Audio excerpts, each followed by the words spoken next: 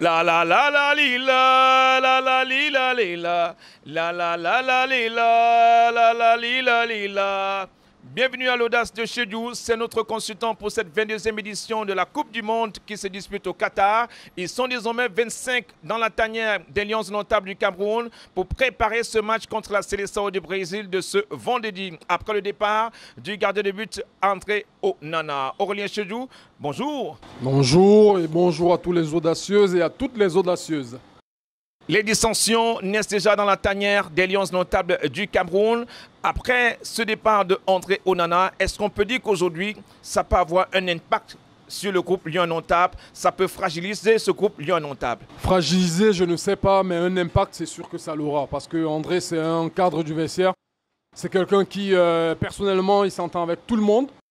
C'est quelqu'un qui harangue les troupes. On l'a vu au premier match où il demandait à tout le monde de monter.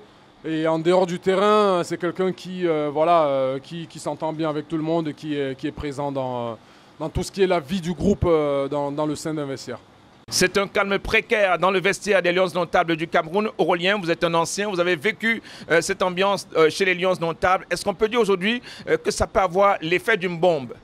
C'est une bombe en tout cas, parce qu'aujourd'hui, il n'est plus dans la tanière pour raison indisciplinée, comme la fédération a communiqué.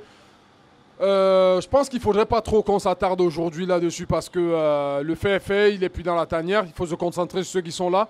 Viendra le moment où il faudra résoudre les problèmes parce que c'en est un. Et puis c'est un enfant, c'est un digne enfant de la nation, il faudrait que,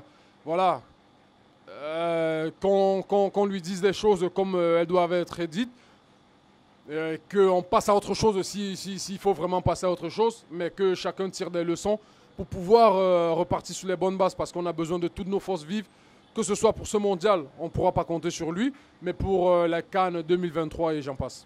Entre démentis, rumeurs, les non-dits, ça va pratiquement dans tous les sens dans cette affaire de suspension de André Onana. Maintenant, il faudrait aplanir ces malaises naissants dans le vestiaire des Lions Indomptables. Comment le faire en si peu de temps? Je ne pense pas que tout sera calme parce que les garçons qui sont là, certes, c'est des professionnels. Ils ne vous le diront pas, mais ça fait toujours chaud au cœur ou bien mal au cœur quand un joueur s'en va.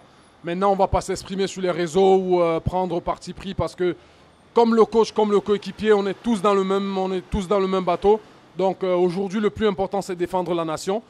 C'est aller contre le Brésil et mouiller le maillot pour rendre fiers les Camerounais. Rendre fiers ces fans des Lions Indomptables du Cameroun. Quelle aurait été, Aurélien, la décision audacieuse pour le staff technique des Lions Indomptables du Cameroun, l'administration des Lions Indomptables face à cette crise? Ce que je retiens, c'est qu'aujourd'hui, il y a beaucoup de spéculations. Moi, pour avoir parlé à beaucoup de personnes qui sont proches de cette équipe, personne n'a communiqué là-dessus, ce qui est bien. Donc aujourd'hui, pour ma part, ce qui se dit dans les médias, c'est beaucoup de spéculations. On aura la vraie version un jour, ça je vous l'accorde, on aura la vraie version un jour. Mais aujourd'hui, ce que je constate, c'est que le joueur, il n'est plus là. Il aurait dû être là. Ça aurait été meilleur si le linge avait été lavé en famille, comme on le dit souvent. Je pense que si vous prenez Onana de côté et lui dites que voilà, on ne se comporte pas comme ça, quitte à ce que vous réglez ce problème après, ça aurait été meilleur pour ma part. Ça n'engage que moi ce que je dis. Maintenant, c'est fait. Il faut penser au match et viendra après ce qu'il faudra faire pour l'ascension d'Onana. Qu'est-ce qui aurait été audacieux? Pour moi, de faire taire cette pseudo-sanction ou bien cette polémique, si on peut appeler ça comme ça, parce qu'aujourd'hui, on ne parlera que de ça si on n'est pas qualifié.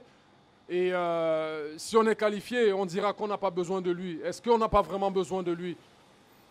L'équipe nationale est ouverte à tout le monde et quand on sait aujourd'hui que c'est l'un des meilleurs gardiens du monde, on en a besoin.